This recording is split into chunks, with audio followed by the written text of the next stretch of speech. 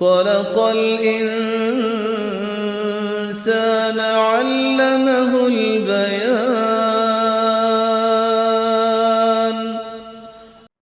نحمده ونصلي على رسوله الكريم اما بعد فاعوذ بالله من الشيطان الرجيم بسم الله الرحمن الرحيم رب اشرح لي صدري ويسر لي امري واحلل عقدة من لساني يفقهوا قولي.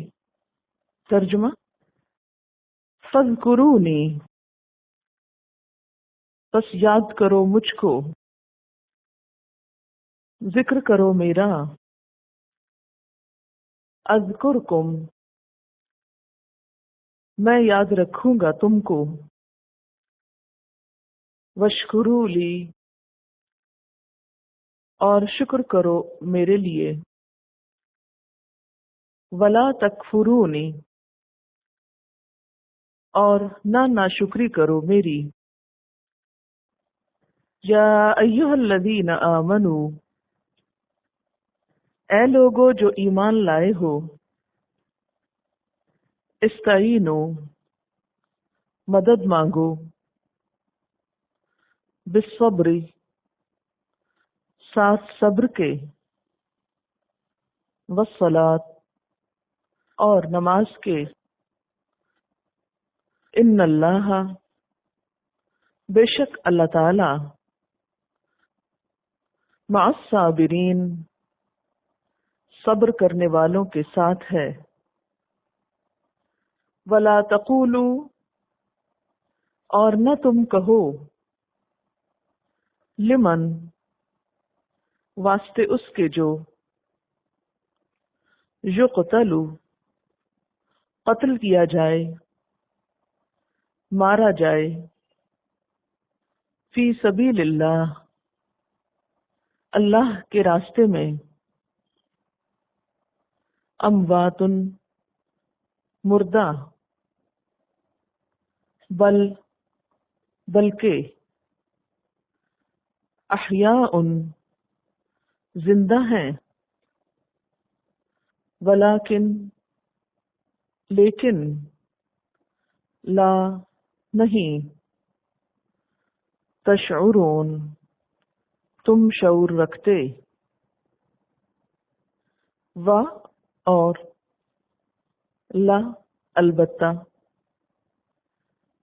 نبلونکم، ہم ضرور آزمائیں گے تم کو،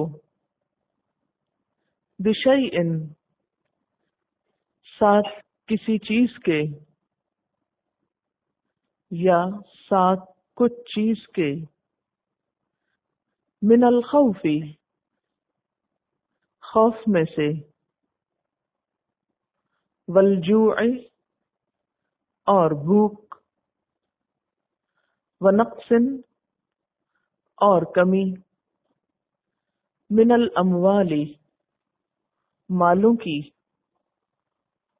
والانفس، اور نفسوں کی، والثمرات، اور پھلوں کی، وبشر الصابرین، اور خوشخبری دے دو صبر کرنے والوں کو. تفسیر کرتے ہیں. فاذکرونی، پس یاد کرو مجھ کو، اذکرکم، میں یاد رکھوں گا تم کو، واشکروا لی، اور شکر کرو میرا، ولا تکفرونی، اور نہ ناشکری کرو میری. واشکروا لی کا روٹ جو ہے وہ شکر ہے، شین کاف رے. اس کا لغوی معنی ہوتا ہے گائے کا کم چارہ کھا کر زیادہ دودھ دینا، یعنی تھوڑی سی چیز پا کر بھی زیادہ فائدہ پہنچانا. دابت شکور اس چوپائے کو کہتے ہیں، اس جانور کو کہتے ہیں جو اپنی جسمانی صحت کی وجہ سے یہ ظاہر کر رہا ہو کہ اس کے مالک نے اس کی بہت اچھی پرورش کی ہے. تو اس سے پتہ چلتا ہے کہ شکر کا تعلق انسان کے رویے سے بھی ہے، اس کی حالت سے بھی ہے. شکر زبان سے بھی ادا کیا جاتا ہے، اور شکر کچھ دے کر بھی، یعنی جوابی طور پر عمل کر کے بھی. کیونکہ جانور اپنے جسمانی حالت سے ظاہر کر رہا ہے کہ اس کا مالک بہت اچھا ہے. تو انسان بھی جب اپنے رب کا شکر گزار ہو تو نہ صرف یہ کہ وہ زبان سے شکر ادا کرے بلکہ اس کے ساتھ ساتھ عملی طور پر بھی اور اپنے رویے سے بھی یہ بات ظاہر کرے کہ وہ اپنے مالک کے بارے میں بہت اچھا گمان رکھتا ہے، بہت اچھے جذبات رکھتا ہے، بہت ہی قدردان ہے اس کی ساری نعمتوں کا. اب آپ دیکھیے کہ پچھلے ساری چیزوں کا خلاصہ ہے اس چھوٹی سی آیت میں، فَاذْكُرُونِي أَذْكُرْكُمْ وَاشْكُرُوا لِي وَلَا تَكْفُرُونَ. بس یاد کرو مجھ کو، میں تم کو یاد رکھوں گا، شکر کرو میرا اور نہ ناشکری کرو میری. تو اس سے کیا پتہ چلتا ہے کہ جب نعمت مل جائے تو نعمت کا حق ادا کرنے کے لیے کیا ضروری ہے؟ اللہ کا ذکر اور اس کا شکر. تو ہمیں کون کون سی نعمتیں ملی؟ بنی اسرائیل سے امامت لے کر اللہ تعالیٰ نے امت مسلمہ کو دی، آخری نبی ہم میں بھیجے، انہوں نے ہم کو کتاب دی، حکمت دی، تزکیہ کیا، آیات کی تلاوت کر کے سنائی، یعنی کتاب کو پڑھنا سکھایا. ان ساری نعمتوں کے ملنے پر کیا ضروری ہے؟ ذکر اور شکر. ذکر کیسے ہوتا ہے؟ دل میں بھی اور زبان سے بھی اور عملی رویوں سے بھی. اور شکر کیا ہے؟ عملی کیفیت. اب یہاں پر آپ دیکھیں کہ اللہ تعالیٰ نے ایک وعدہ کیا ہے. کیا وعدہ ہے؟ تم میرا ذکر کرو تو میں تمہارا ذکر کروں گا، تم مجھے یاد رکھو میں تمہیں یاد رکھوں گا. دوسرے معنی تم بھول گئے تو میں بھی بھول جاؤں گا. شکر کرو. کس بات پہ شکر ہے؟ یہاں عام شکر یہاں نہیں مراد کہ کھانا کھایا ہے تو شکر کرو. یہاں کس شکر کی طرف اشارہ ہے؟ ان ساری نعمتوں کے ملنے پر. اور کسی بھی چیز کا شکر کیسے ادا ہوتا ہے؟ کہ اس نعمت کی قدر کر کے. دیکھیں نا، جب آپ کو کوئی چیز ملتی ہے اور آپ اس کی ناقدری کریں تو دراصل دوسرے معنوں میں آپ کیا کر رہے ہوتے ہیں؟ ناشکری کر رہے ہوتے ہیں. فَاذْكُرُونِي أَذْكُرْكُمْ. تو اللہ کا ذکر کرنے اور اللہ کو یاد کرنے کا پھر طریقہ کیا ہوگا؟ دل میں بھی اس کو یاد کرنا ہوگا اور اس کی کتاب کو بھی پڑھنا ہوگا اور لوگوں میں بیٹھ کے اس کا چرچا بھی کرنا ہوگا. حدیث میں آتا ہے نا کہ جب بندہ مجھے تنہائی میں یاد کرتا ہے تو میں اسے تنہائی میں یاد کرتا ہوں، جب لوگوں کے بیچ میں بیٹھ کے میری بات کرتا ہے تو میں اس کو اس سے زیادہ بہتر مجلس میں اس کا ذکر کرتا ہوں. تو ہمیں اللہ کو یاد کرنا ہے کیسے؟ دل میں بھی، زبان سے بھی اور لوگوں کے بیچ میں بیٹھ کے بھی. ابھی تو ہم کو شرم آتی ہے نا کسی کے ساتھ اللہ کی بات کریں، کہ پاگل ہیں یہ لوگ، اتنے بوریت والی باتیں کرتے ہیں. تو اس لیے کہتے ہیں ان کے سامنے تو نہ ہی کرو. وشکروا لی، اور میرا شکر ادا کرنا. اور ساتھ ہی فرمایا ولا تکفرونی، ناشکری نہ کرنا، کفر نہ کرنا. تو ناشکری کیا چیز ہوتی ہے؟ ایک طرح سے کفر ہوتا ہے. کیسے شکر ادا کریں گے؟ یہاں خاص نعمت کا شکر ہے. کون سی خاص نعمت؟ نعمت ہدایت اور اللہ کے رسول صلی اللہ علیہ وسلم کی دی ہوئی تعلیم و تربیت. یہ نعمت ہے ہمیں جو ملی ہے. اب اس کا شکر کیسے ادا کرنا ہے ہم کو؟ بس صرف اتنا ہی کہنا شکر ہے یہ مل گئی، ہم شکر ہے ہم مسلمانوں میں پیدا ہو گئے، شکر ہے ہم جنت میں جائیں گے. صحیح شکر اس وقت ہی ادا ہو سکتا ہے جب ہم اپنی ذمہ داری کو پورا کریں. اپنی ذمہ داری کو پورا کر کے. تو آپ کا یہ جو عمل ہے، آپ یہاں آتے ہیں، پڑھتے ہیں، سیکھتے ہیں، یاد کرتے ہیں، یہ دراصل کیا ہے؟ ذکر بھی ہے، شکر بھی ہے. ذکر کیسے ہے کہ آپ اس کو دہراتے رہتے ہیں، سیکھتے ہیں، اللہ کی یاد میں دن گزارتے ہیں، یہاں بھی پھر واپس جا کے بھی. تو الحمدللہ ایک قدم آگے اللہ تعالیٰ کا ذکر کرنے میں. تو ذکر کے ساتھ شکر کیا ہے؟ کہ خوشی خوشی یہ کام کیا جائے. شکر ہے مجھے موقع ملا ہے، اس نعمت کی قدر ہو اور اس کو چھوڑ نہ دے انسان، اس سے منہ نہ موڑے. یا ایھا الذین آمنو، اے لوگو جو ایمان لائے ہو، استعینوا، مدد مانگو، بالصبر، ساتھ صبر کے، والصلاۃ، اور نماز کے. استعینوا کا لفظ جو ہے عین واو نون، پھر صبر کا لفظ جو ہے صاد بے رے، صبر. صبر کا لفظی معنی ہوتا ہے رک جانا، اپنے آپ کو روک لینا. اس کے 3 مفہوم بیان کیے جاتے ہیں. نمبر 1، اپنے آپ کو کسی غلط کام سے روک لینا، کسی نیگیٹو ری ایکشن سے روک لینا. پھر اسی طرح اپنے آپ کو اطاعت کا پابند بنانا. مثلا نماز آپ پڑھتے ہیں، عبادت کرتے ہیں، تو اس میں آپ کو صبر کرنا پڑتا ہے. نہیں بول نہیں سکتے خواہ بولنے کو کتنا بھی دل چاہے، کھا نہیں سکتے خواہ کھانے کی خوشبو کتنی ستائے، سو نہیں سکتے خواہ سونے کو کتنا ہی دل چاہے. تو عبادت کرتے وقت اپنے آپ کو روکنا یا عبادت کا پابند بنانا. اور تیسرا ہے غم، دکھ، مصیبت کے موقع پر اللہ تعالیٰ کی قائم کردہ حدود میں رہنا، نیگیٹو ری ایکشن سے بچنا. تو بنیادی طور پر اطاعت پہ قائم رہنا، گناہ سے رکنا اور مصیبتوں میں نیگیٹو ری ایکشن سے بچنا، یہ سب چیزیں صبر کہلاتی ہیں. والصلاۃ اور نماز، صاد لام واو اس کا روٹ ہے. ان اللہ، بے شک اللہ تعالیٰ، مع الصابرین، صبر کرنے والوں کے ساتھ ہے. ولا تقولوا، اور نہ تم کہو، لمن، واسطے اس کے جو یقتلو، قتل کیا جائے، مارا جائے، فی سبیل اللہ، اللہ کے راستے میں، اموات، مردہ، میت کی جمع، بل احیاء، اموات کا اپوزٹ ہے احیاء، زندہ ہیں، ولکن لا تشعرون، لیکن تم شعور نہیں رکھتے. وَلَنَبْلُوَنَّكُمْ، اور البتہ ہم ضرور آزمائیں گے تم کو. تو نبلونکم کا روٹ کیا ہوگا؟ بے لام واو، کسی حقیقت تک پہنچنے کے لیے امتحان سے گزرنا. وَلَنَبْلُوَنَّكُمْ، اس میں بھی آپ دیکھ رہے ہیں کہ نون کے اوپر شد آئی ہے. جب شد آئے کسی لفظ پر تو کیا معنی ہوتا ہے؟ تاکید، کہ ضرور ایسا ہوگا. بشیء، ساتھ کسی بھی چیز کے، یعنی اتنی چیز جو انسان کے بس میں ہوگی. من الخوف، خوف میں سے، خے واو فے اس کا روٹ ہے، آنے والے خطرات. والجوع، اور بھوک. ونقص، اور کمی. من الاموال، مالوں کی. نقص اردو میں بھی استعمال ہوتا ہے نا نقصان کے معنوں میں. من الاموال، اموال کس کی جمع ہے؟ مال کی. والانفس، نفس کی جمع، اور جانیں. والثمرات، پیچھے گزر چکا ہے، اور پھل. وبشر الصابرین، صبر کرنے والوں کو بشارت دے دو. دوبارہ دیکھیے، فاذکرونی اذکرکم واشکروا لی ولا تکفرونی، پس یاد کرو مجھ کو، میں یاد رکھوں گا تم کو، اور شکر کرو میرا، اور نہ ناشکری کرو میری.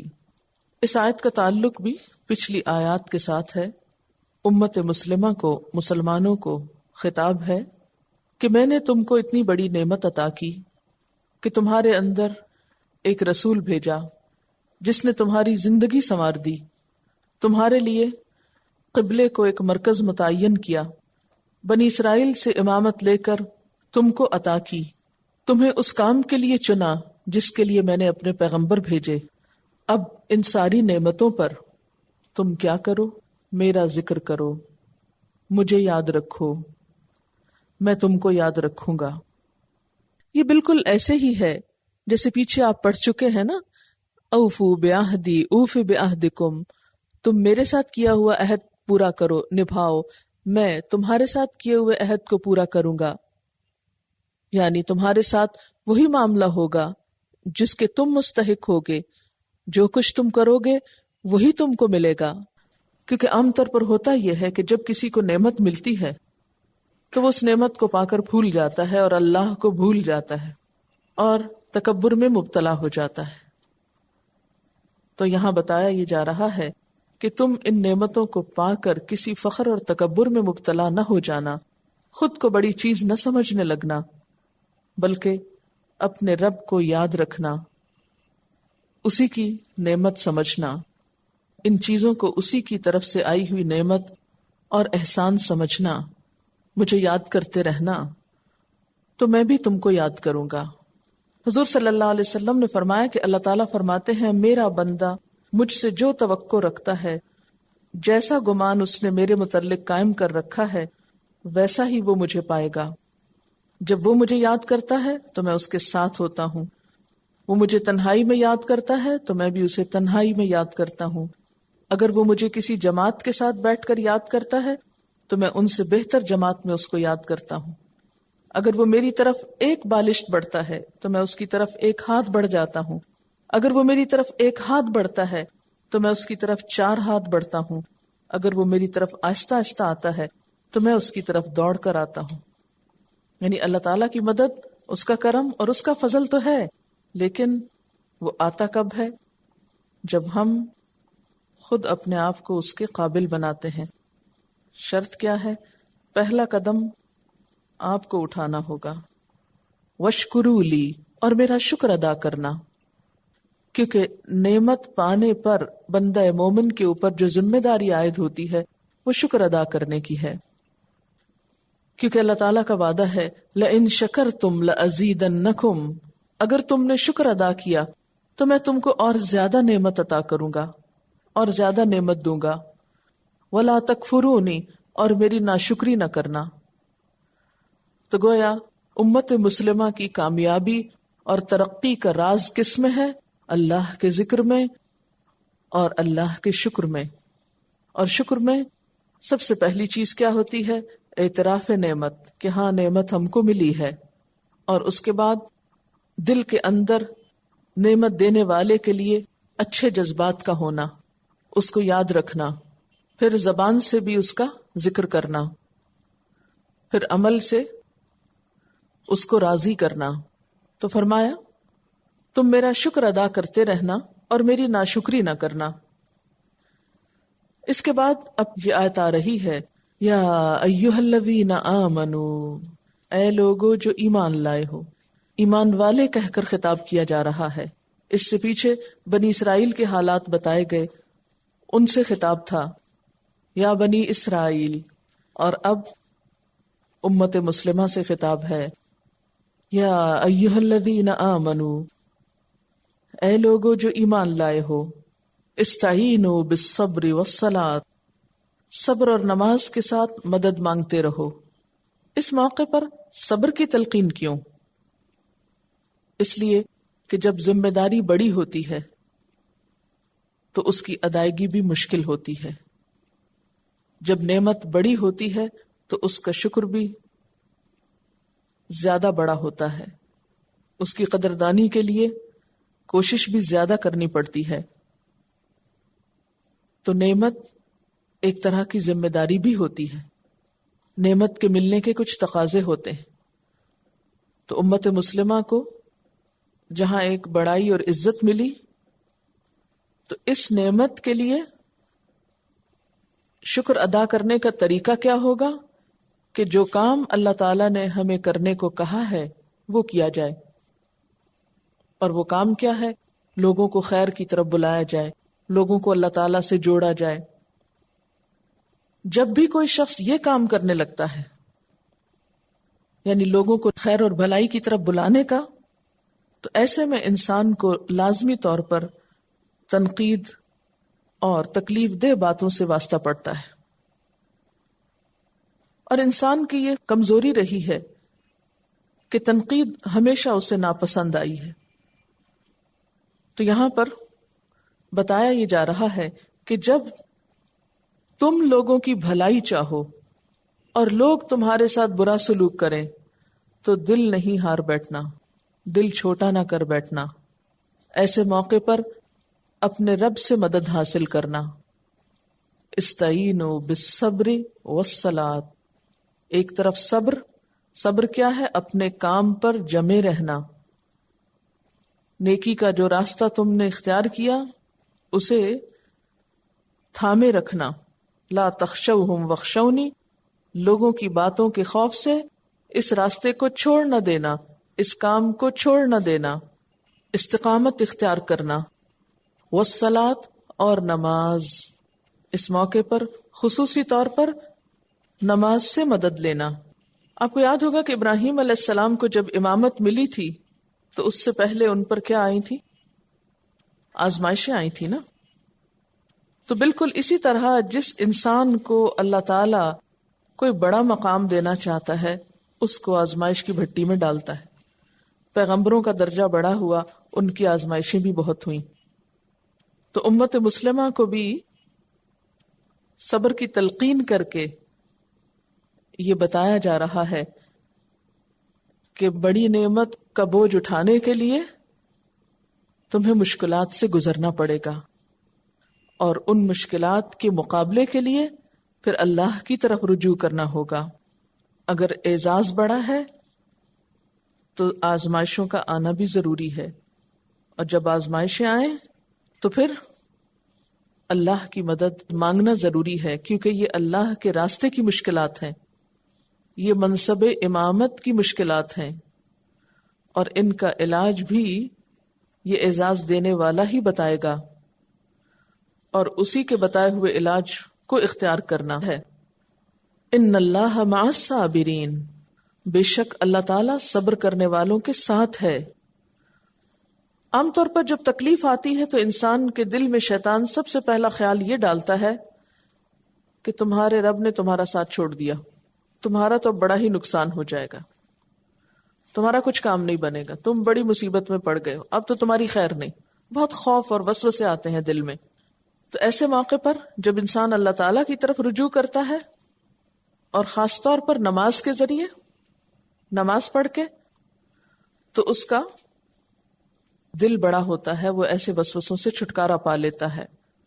تو یاد رکھو، اگر تم صبر کرو گے، تم اپنے رستے پہ جمے رہے، تو اللہ کی مدد تمہیں ضرور آئے گی، کیونکہ اس کا وعدہ ہے۔ ہاں، اگر مدد آنے سے پہلے تم ہی بھاگ کھڑے ہوئے تو پھر مدد کس کام کی؟ پھر اشارہ کیا گیا کہ ہو سکتا ہے اس راستے میں تمہیں اپنی جان بھی دینی پڑے، یعنی چھوٹی موٹی آزمائشیں تو ہوں گی ہی، بڑی مشکل بھی آ سکتی، اور وہ کیا کہ تمہاری جان بھی چلی جائے۔ اور ہم دیکھتے ہیں کہ مدینہ میں نبی صلی اللہ علیہ وسلم اور آپ کے ساتھیوں کو ہر طرح کی مشکلات پیش آئیں۔ مکہ میں بھی مشکلات تھیں، لیکن مدینہ میں بھی مستقل مشکلات کا سامنا رہا۔ اور یہ مشکلات کس راستے کی تھیں؟ منصب امامت کو نبھانے کی مشکلات تھیں، اللہ کا پیغام پہنچانے کے راستے کی مشکلات تھیں۔ یہاں مشکلات سے مراد عام روزمرہ زندگی میں پہنچنے والی مشکلات نہیں ہیں۔ فرمایا کہ اگر اس راستے میں جان بھی گئی تو تمہارا نقصان نہیں، بلکہ ایسی جان دینے والوں کو میں بہت بڑا اعزاز اور شرف دوں گا۔ کیا کہ ان کے لیے مردہ ہونے کا لفظ بھی نہ بولو۔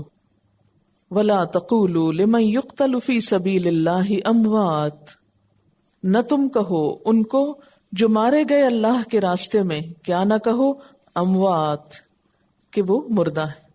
موت کا لفظ ہی ایک مایوسی کی نشاندہی کرتا ہے۔ فرمایا میری راہ میں جان دینے والوں کو تم مردہ نہ کہا کرو، ان کے لیے یہ لفظ نہ استعمال کیا کرو۔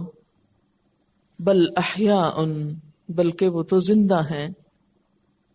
لیکن کیسی ہے زندگی ان کی؟ وَلَٰكِن لَا تَشْعُرُونَ، لیکن تم شعور نہیں رکھتے، تم محسوس نہیں کر سکتے، تم اس کا ایکسپیرینس نہیں کر سکتے، کیونکہ وہ دوسری دنیا کا معاملہ ہے۔ تو گویا شہداء کو مردہ نہ کہنا ان کی عزت و تکریم کے لیے ہے، اور یہ زندگی دنیا کی زندگی نہیں، برزخ کی زندگی ہے۔ اور اس کے بارے میں نبی صلی اللہ علیہ وسلم نے فرمایا شہداء کی روحیں سبز پرندوں کے جسم میں ہوتی ہیں، اور ان کے لیے عرش کے ساتھ کچھ کندیلیں لٹکی ہوئی ہیں، جیسے شینڈلیئر ہوتے ہیں نا۔ یہ روحیں جنت میں جہاں چاہتی ہیں سیر کرتی پھرتی ہیں، پھر ان کندیلوں میں واپس آ جاتی ہیں۔ تو مرنے کے فوراً بعد ان کو جنت تک پہنچا دیا جاتا ہے۔ اور پھر ساتھ ہی مزید فرمایا وَلَنَبْلُوَنَّكُمْ، اور البتہ ہم ضرور آزمائیں گے تم کو، ضرور آزمائش ہوگی تمہاری۔ کیسے؟ بِشَيْءٍ، ساتھ کسی بھی چیز کے۔ یہ ساری بہت سی چیزیں جو آگے آ رہی ہیں، ان میں سے کوئی بھی چیز تمہارے راستے میں آ سکتی ہے۔ من الخوف، خوف میں سے، والجوع، اور بھوک، ونقص من الاموال، مالوں کی کمی، والانفس، جانوں کی، والثمرات، اور پھلوں کی۔ یہ ساری آزمائشیں بھی آ سکتی ہیں، اور ان میں سے کوئی ایک آدھ بھی آ سکتی ہے۔ اب ہم دیکھتے ہیں کہ پہلے درجے پر خطاب چونکہ مدینہ کے مسلمانوں سے ہے، اس کے بعد باقی سب کے لیے بھی ہے۔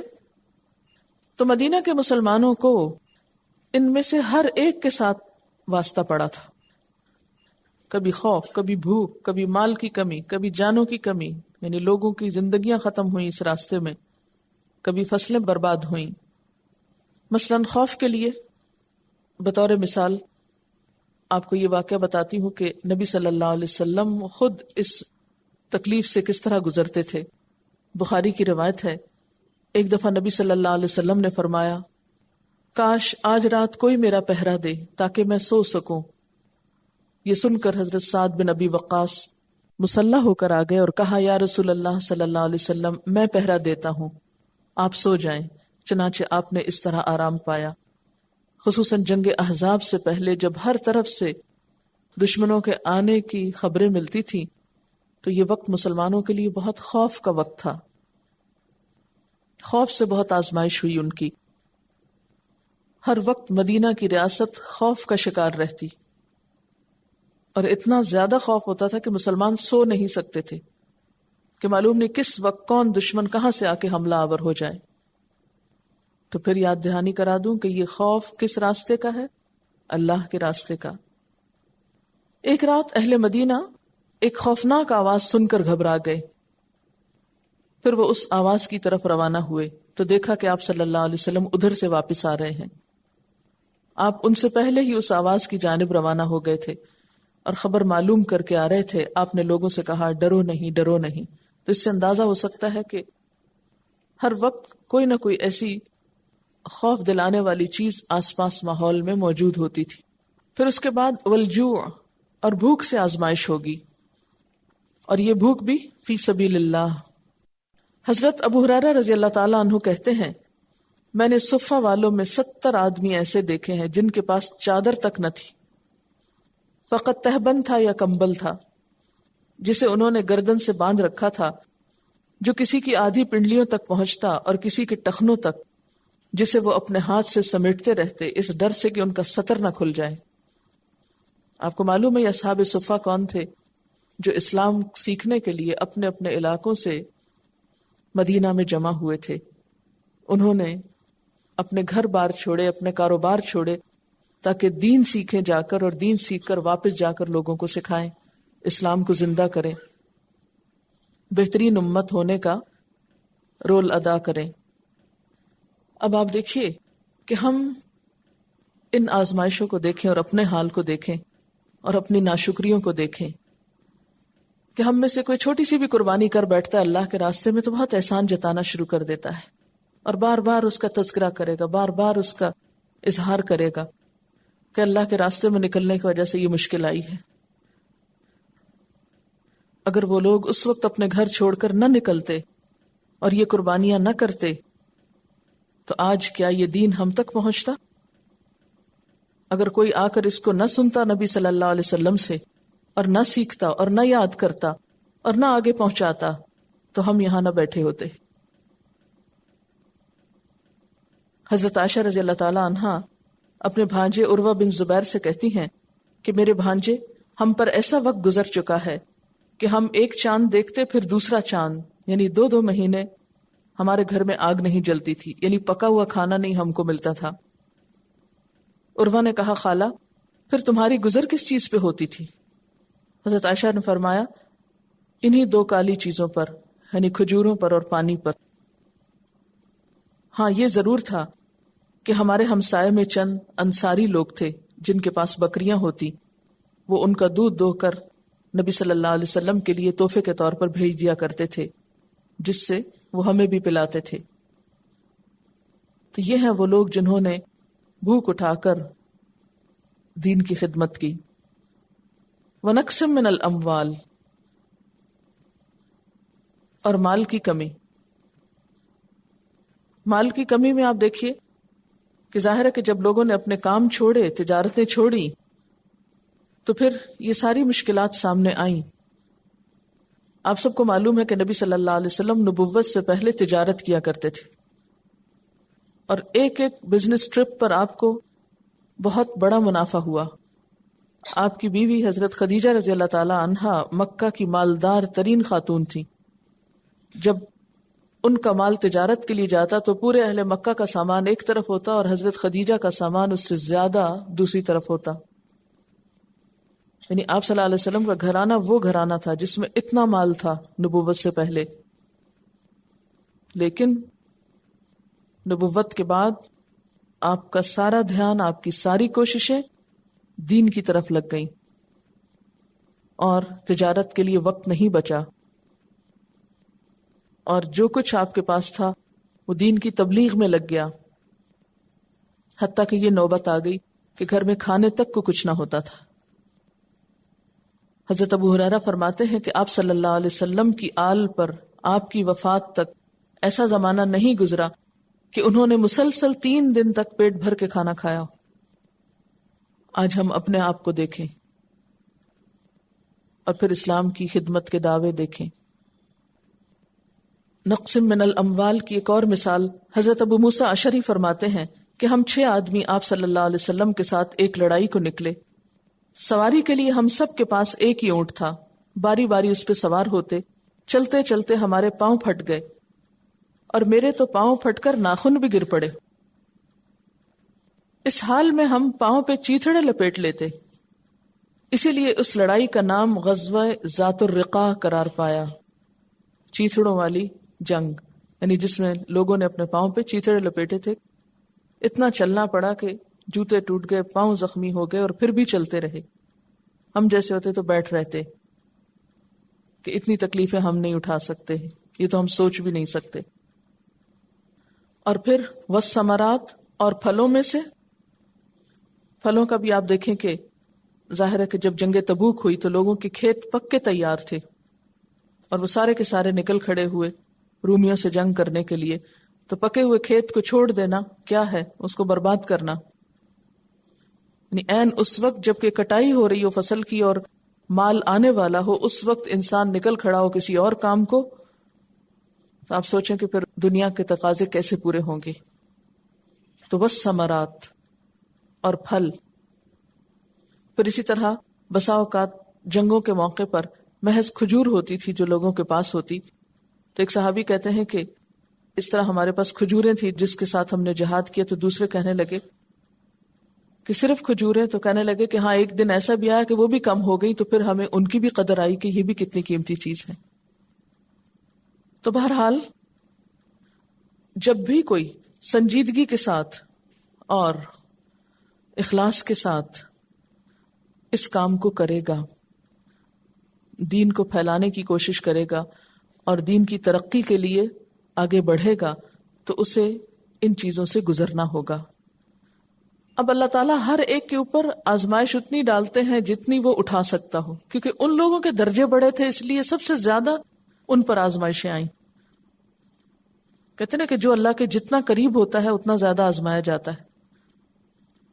تو ان پہ اور ان کے صحابہ پہ، جن کے لیے رضی اللہ عنہم ورضوا عنہ کا قرآن میں ذکر آیا، تو ان پر تو آزمائشوں کی حد ہو گئی۔ لیکن یہ سنت ہمیشہ جاری رہتی کہ آپ کو اپنا سکون، آرام، نیند، کھانا، اپنی پسند کی چیزیں، پسند کا موسم، گھر بار، یہ سب کچھ قربان کرنا پڑتا ہے، جب جا کر دین کا فائدہ ہوتا ہے۔ اگر ہم سارا وقت اپنے آپ پر ترس کھاتے رہیں اور اپنے آپ کو مظلوم سمجھیں کہ اب ہمارے پاس یہ نہیں رہا، وہ نہیں رہا، دین کے لیے ہم یوں خوار ہو گئے، یہ چھوٹ گیا، تو جب تک قربانیاں نہیں ہوگی، ہجرت کا بھی کیا مطلب؟ ہجرت میں بھی انسان کو سب کچھ چھوڑنا پڑتا ہے جب کچھ اور ملتا ہے۔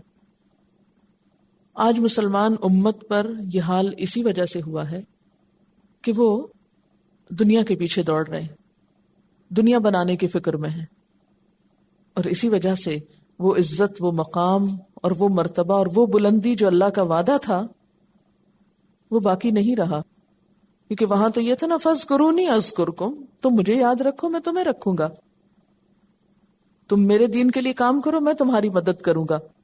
آج جب کہ مسلمانوں نے یہ کام چھوڑ دیا تو اللہ کی مدد بھی چلی گئی۔ وبشر الصابرین، اور خوشخبری دے دو صبر کرنے والوں کو، صابرین کو۔ وآخر دعوانا ان الحمد للہ رب العالمین۔ سبحانک اللہم وبحمدک اشہد ان لا الہ الا انت استغفرک واتوب الیک۔ والسلام علیکم ورحمۃ اللہ وبرکاتہ۔